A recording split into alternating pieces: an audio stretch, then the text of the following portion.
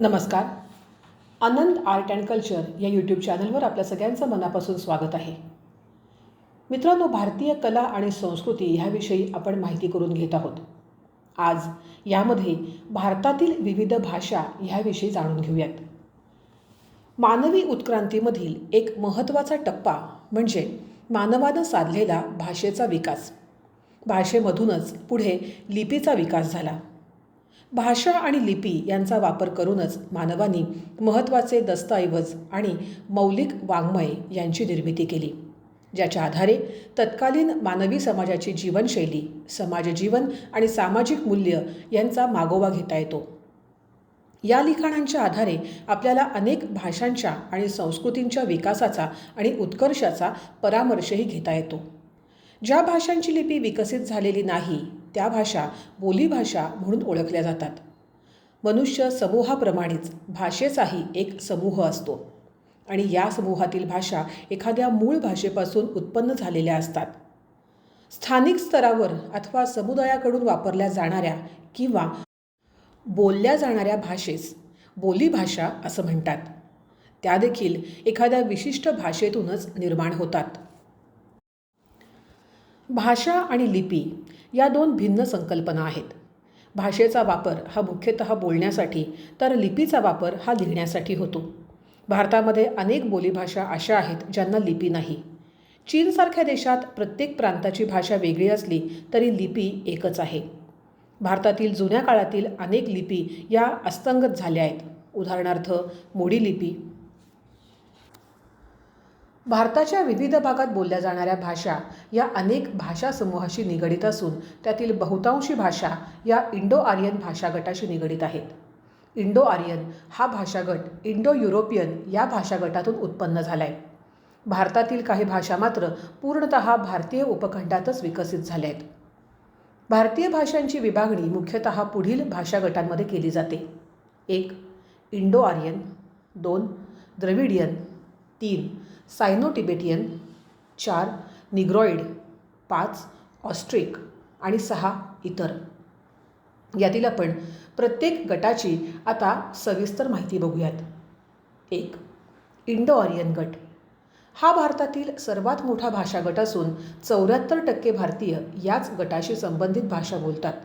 हा भाषा गट इंडो युरोपियन समूहातील असून तो आर्यांच्या आगमनासोबत भारतात आला.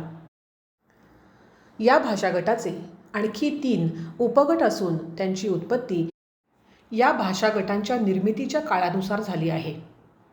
प्राचीन इंडो आर्यन गट. या भाषा गटाची निर्मिती साधारणतः ख्रिस्तपूर्व 1500च्या आसपास झाली. संस्कृत भाषेची निर्मिती या भाषा गटातून झाली आहे. या पुरातन संस्कृत भाषेचे दाखले आपल्याला वेदांमध्ये पाहायला मिळतात. तसेच उपनिषद, पुराणं आणि धर्मसूत्रे देखील संस्कृत भाषेमध्येच आहेत. संस्कृत ही अनेक भारतीय भाषांची जननी असून संस्कृत भाषेच्या विकासामुळेच त्या काळातील सांस्कृतिक वैविध्य आणि श्रीमंती समजून घेणं आपल्याला शक्य झालं आहे.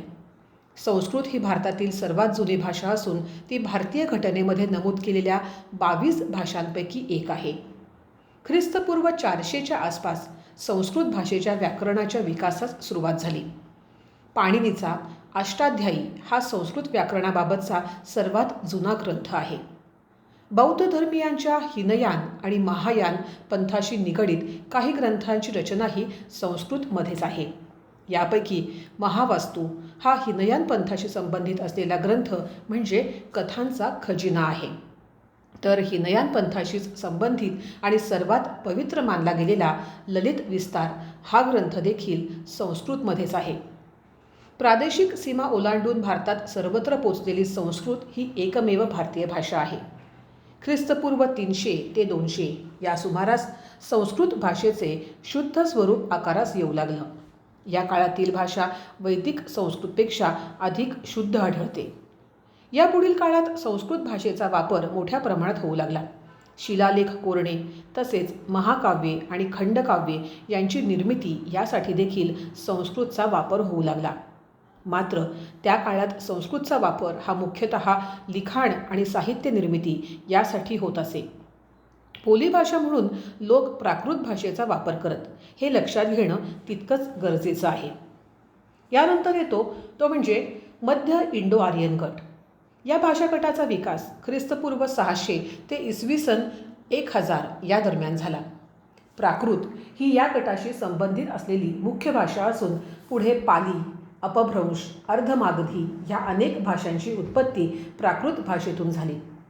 प्राकृत आणि अर्धमागधी भाषेचा वापर प्रामुख्याने जैन साहित्यामध्ये आढळतो. पैशाची भाषेचा विकास हा प्राकृत भाषेच्या विकासाचा एक महत्त्वाचा टप्पा होता, तर अपभ्रंश या भाषेचा विकास हा प्राकृत भाषेच्या विकासाचा अंतिम टप्पा होता. हलाचा गाथा सप्तशती आणि हेमचंद्राचा परिशिष्ट पर्वन हे प्राकृत भाषेतील महत्त्वाचे ग्रंथ आहेत.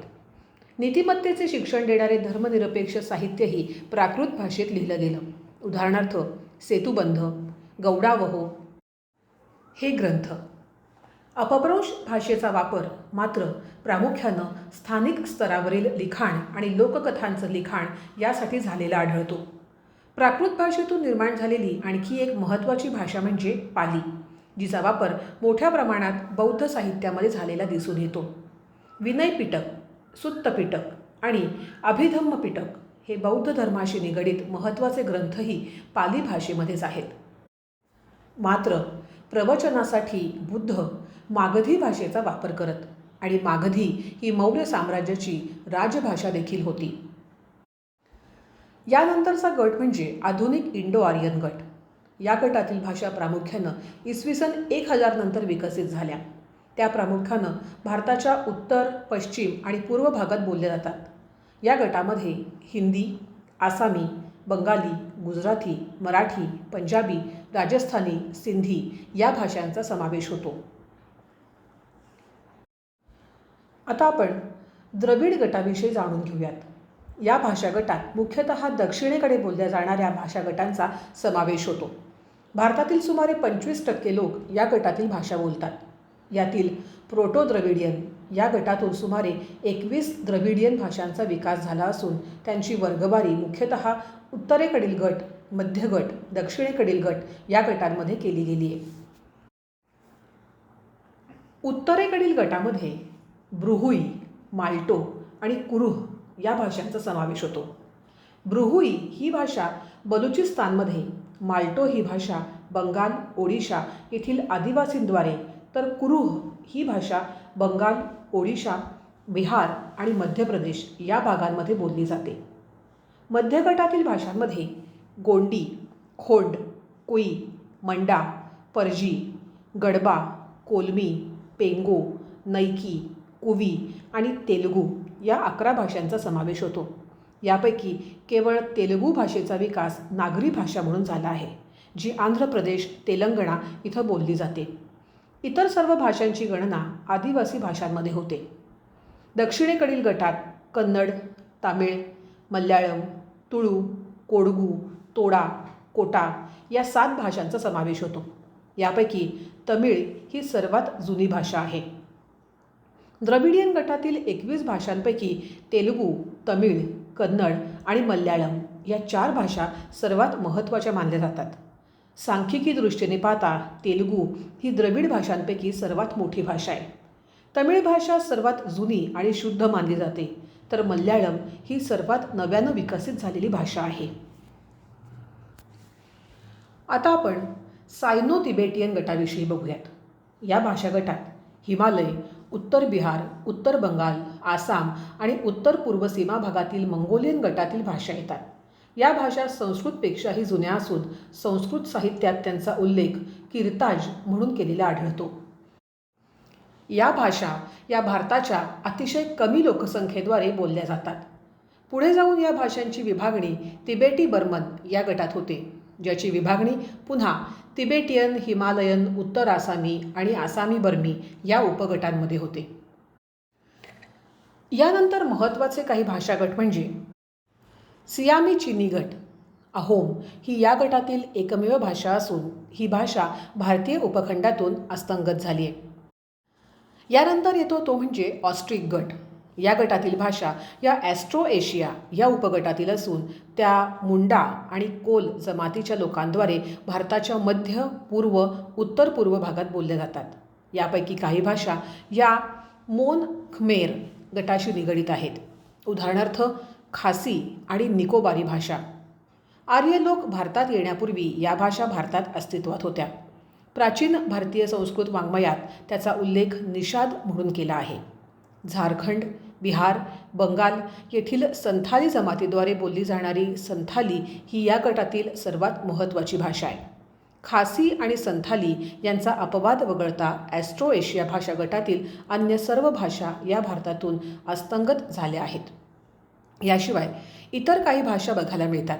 यामध्ये गोंडी, ओरॉन, प्राजी इत्यादी अनेक द्रविडी आदिवासी भाषांचा समावेश होतो, ज्या अत्यंत भिन्न असल्यानं त्यांचा समावेश वरीलपैकी कोणत्याही गटात केला जाऊ शकत नाही. भारतीय राज्यघटनेच्या कलम 341 केंद्र सरकारची अधिकृत भाषा देवनागरी लिपीतील हिंदी असावी. संसदेने ठरवल्याशिवाय घटनेची अंमलबजावणी होण्यास सुरुवात झाल्यापासून 15 वर्षांनी म्हणजेच 26 जानेवारी 1965 रोजी इंग्लिशचा वापर केंद्राची अधिकृत किंवा कामकाजाची भाषा म्हणून थांबवण्यात यावा असं नमूद केलंय. याचाच अर्थ असा की घटनेची अंमलबजावणी सुरू झाल्यापासून 15 वर्षांनी हिंदी ही भारताची अधिकृत भाषा व्हावी. मात्र इंग्लिश ही अधिकृत भाषा असावी की नाही याबाबत संसद निर्णय घेऊ शकते. परंतु या गोष्टीबाबत हिंदी न बोलणाऱ्या भारतातील मोठ्या जनसमुदायाकडून आक्षेप घेण्यात आला आणि इंग्रजीऐवजी हिंदी ही अधिकृत भाषा करण्याबाबत मोठा विरोध नोंदवण्यात आला.